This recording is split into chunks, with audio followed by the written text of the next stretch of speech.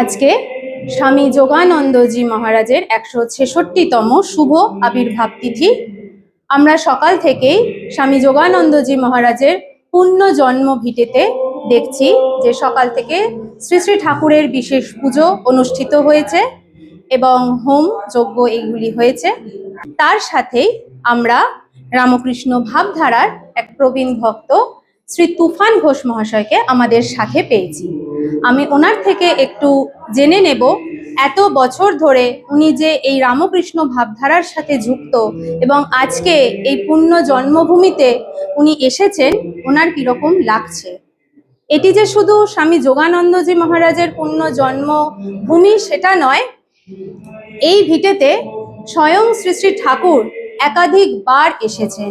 এখানে উনি ভাগবত পুরাণ এইগুলি শুনতে আসতেন। আমরা এখন যাব শ্রী তুফান ঘোষ মহাশয়ের কাছে। ওনার আজকের দিনে এইখানে আসতে পেরে কিরকম লাগছে একটু জেনে নেব। হ্যাঁ, নমস্কার। আজকে এখানে আমার আসতে পেরে খুবই ভালো লাগছে। বিগত বেশ কয়েক বছর ধরেই আমি এই পূর্ণ জন্মতিথিতে আসছি এখানে। তো আসলেই এখানে আমার নতুন করে ভালো লাগে যে আমি সত্যি খুব ভাগ্যবান যে এখানে আমি আসতে পারি। এবং স্বামী যোগানন্দকে ঠাকুর যিনি বলেছিলেন যে ঈশ্বর কোটি, এমন একজন পূর্ণ মানুষকে তার জন্মভিটেতে আসতে পেরে নিজেকে ভীষণ ভাগ্যবান মনে করছি। আর ঠাকুর তো বলেই দিয়ে গেছেন, বা রামকৃষ্ণ মিশনের প্রধান উদ্দেশ্যই হলো শিবজ্ঞানের জীবসেবা।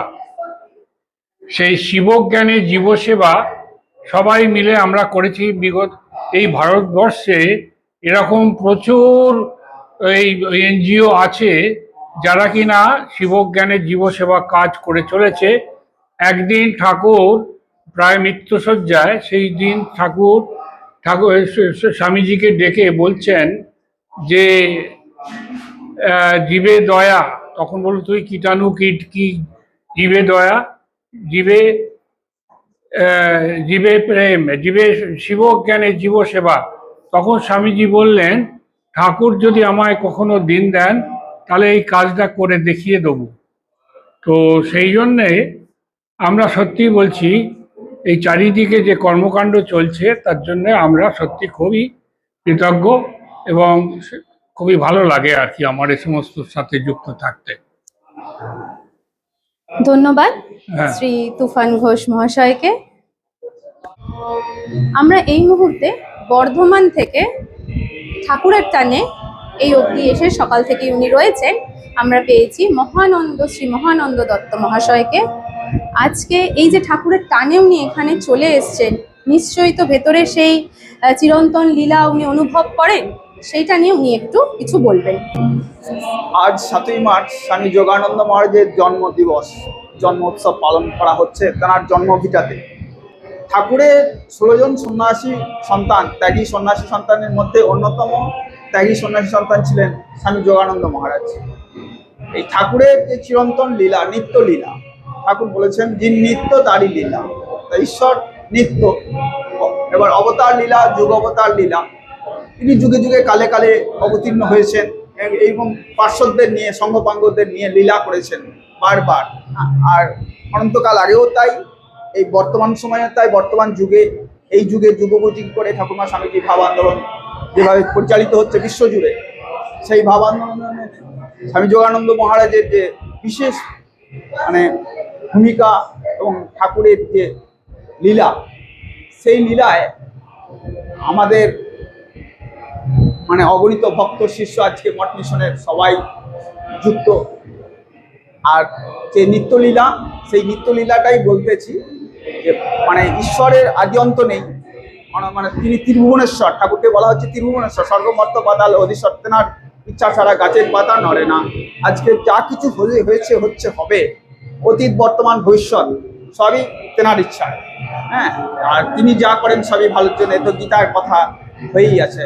তো প্রভুর যে নিত্যলীলা, তিনি নিত্য বাঞ্ছা কল্পতরু, এই নিত্যলীলায় পার্শ্বদের নিয়ে তিনি কালে কালে যুগে যুগে লীলা করেছেন, আর এই মুহূর্তেও তিনি করে চলেছেন, আবার ভবিষ্যতে চিরন্তন প্রক্রিয়ায় করবেন। যেমন ঠাকুর বলেছিলেন 100 বছর পরে আবার আসবো, তো সেখানে তিনি মা লক্ষ্মী দিদি বলেছিলেন আমাকে তামাক কাটা করলেও আমি আর আসছি না। তো ঠাকুর বলছেন কলমির দল, আমি যদি আসি সবাই আসতে বাধ্য। হ্যাঁ, তা অবতার পুরুষ যখন আসেন তেনার পার্শ্বদ সঙ্গ পাঙ্গ তার লীলা সঙ্গী সবাইকে নিয়ে এসে লীলা করেন। বাউলের দল, ঠাকুর বলেছিলেন বাউলের দল আসে যায় নাচে গায় আবার চলে যায়। যারা অন্তরঙ্গ ভক্ত ঠিক ঠাকুরের কাছে কোথা থেকে এসে জড়ো হবে, যে স্বর্গ মর্ত পাতাল যে যেখানে থাকুক সে ঠিক ঠাকুরের কাছে এসেই জড়ো হয়। এটা নিত্য লীলায় আছে, ঠাকুরের নিত্য লীলা, যেমন ঠাকুরের নিত্য, ভগবান নিত্য আর সব অনিত্য, সেই যিনি নিত্য তারই লীলা।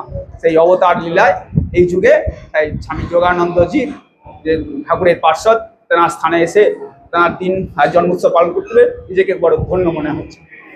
ধন্যবাদ আপনাকে। এখন আমাদের মধ্যে পেয়েছি স্বামী যোগানন্দজি মহারাজেরই পূর্বাশ্রমের বংশের এই প্রজন্মে শ্রী অনিরুদ্ধ রায়চৌধুরীকে। ওর কাছ থেকে একটু আমরা শুনে নেব এই বংশে জন্মগ্রহণ করতে পেরে ওর কি অনুভূতি, এবং এই যে এই উৎসব এখানে চলছে সেইটি ও কিভাবে এগিয়ে নিয়ে যেতে চায়, সেটি নিয়ে ওর কি পরিকল্পনা রয়েছে। নমস্কার, আমি অনিরুদ্ধ রায়চৌধুরী। আমি এই পরিবারের 4th জেনারেশন। তো এটি বিগত 1950s থেকে হচ্ছে মহারাজের উৎসব।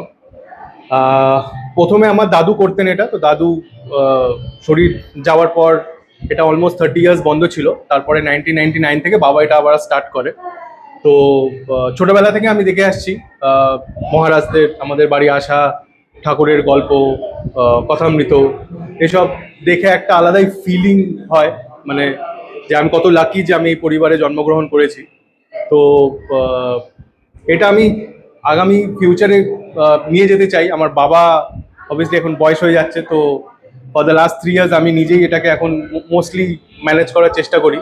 তো দ্য প্ল্যান ইজ কি আরও আগে এটাকে সাকসেসফুলি নিয়ে যাওয়ার।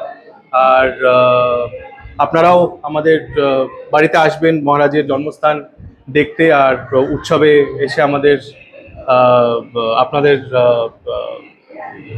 আশাতে আমাদের উৎসবটা আরো সাফল্যমণ্ড হবে। তো নমস্কার। অনেক ধন্যবাদ অনিরুদ্ধকে।